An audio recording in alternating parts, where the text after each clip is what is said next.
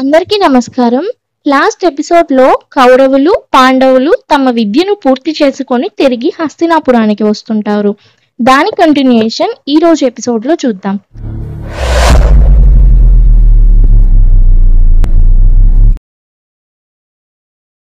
పాండవులు కౌరవులు తిరిగి హస్తినాపురానికి వస్తారు.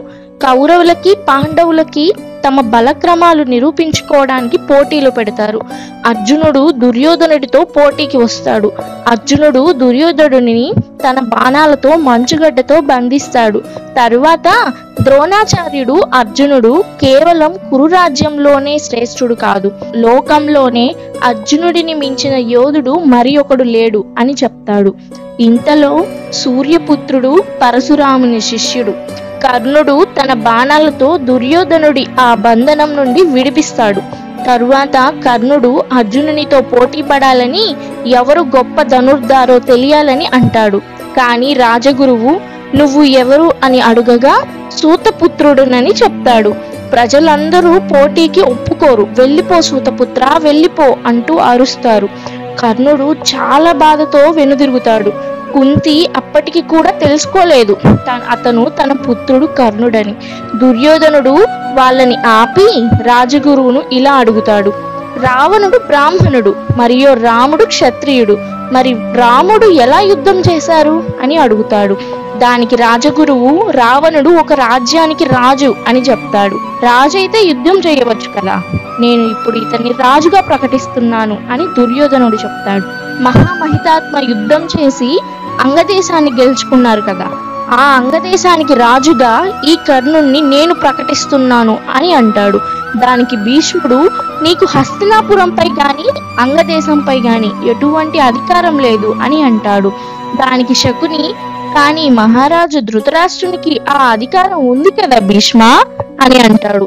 తన పుత్రుని కోరిక మేరకు ధృతరాష్ట్రుడు కర్ణుడిని అంగదేశానికి రాజుని చేసేస్తాడు. కర్ణుడు చాలా కృతజ్ఞతతో దుర్యోధనుడితో ఇలా అంటాడు.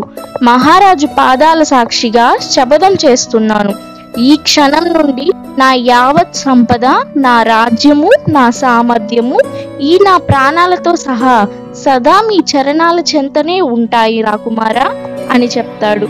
ఇక యుద్ధం మొదలు పెడతారు. అర్జునుడు బాణం వేస్తాడు. దాని నుండి రక్షించడానికి జన్మతః వచ్చిన కర్ణుడి కవచం రక్షిస్తుంది. కుంతికి అప్పుడు తెలుస్తుంది కర్ణుడి కవచ కుండలాలు చూసి అతడు తన పుత్రుడు కర్ణుడు అని.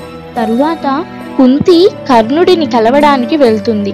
ఆమెను చూసి కర్ణుడు అక్కడ ఉన్న కమలాలను ఆమె ముందు పెట్టి ఇలా అంటాడు.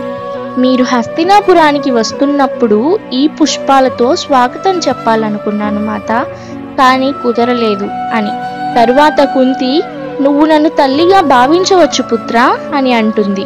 దానికి కర్ణుడు నా బద్ధ శత్రువు మాతను నా మాతగా తలచి మా మధ్య గల వైరాగ్ని చల్లార్చడం నాకు ఇష్టం లేదు అని అంటాడు. ఇంతలో పాండవులు అక్కడికి వస్తారు.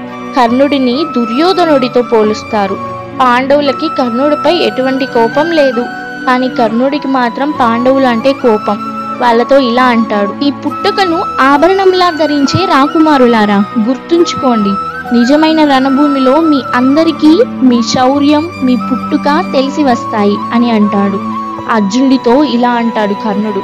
ఏదో ఒకనాడు రణభూమిలో మనం తలపడితే నీకు మృత్యువు తప్పక నా ద్వారానే వస్తుంది, ఇదే నా ప్రతిజ్ఞ అని అంటాడు. దానికి అర్జునుడు మీ ప్రతిజ్ఞ నేనే స్వయంగా గుర్తు చేస్తాను అని అంటాడు. తరువాత హస్తినాపురం కుటుంబ విందు జరుగుతుంది. దుస్సాల స్నేహితురాలు సుభద్ర కుంతికి పరిచయం చేస్తుంది. సుభద్ర యొక్క సోదరులు బలరాముడు, కృష్ణుడు. తరువాత యుధిష్ఠిరునికి కూడా దుస్సాల సుభద్రని పరిచయం చేస్తుంది. యుధిష్ఠిరుడు ఇలా అంటాడు.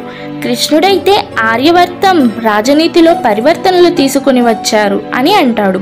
దానికి సుభద్ర మా సోదరులు కృష్ణుడు అంటాడు ఆర్యవర్తం రాజనీతిలో పరివర్తన మీ వల్లే వస్తుందని అని చెబుతుంది. సుభద్రకి అర్జునుడు చాలా నచ్చుతాడు.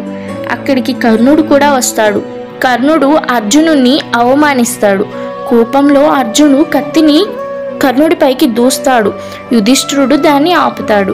అది చూసి శకుని అర్జునుడు తప్పు చేసినట్టు ఇలా అంటాడు, రాజుగారి అనుమతి లేకుండా రాజ్యానికి ఉన్న సంధిని ఉల్లంఘించే అపరాధం చేశాడు ఈ రాకుమారుడు అర్జునుడు అని చెబుతాడు. దుర్యోధనుడు అర్జునుడికి దండన విధించాలని కోరుతాడు. దానికి ధృతరాష్ట్రుడు సమస్త కురు రాజ్యం నుండి అతన్ని బహిష్కరించడం ఒక్కటే మార్గం అని అంటాడు. నెక్స్ట్ ఎపిసోడ్లో అర్జునుడు రాజ్యం నుండి వెళ్ళిపోయాడా, దాని గురించి తెలుసుకుందాం. ఈ వీడియో మీకు నచ్చినట్లయితే లైక్ చేసి పురాణమిత్ర ఛానల్ను సబ్స్క్రైబ్ చేయండి. Thank you.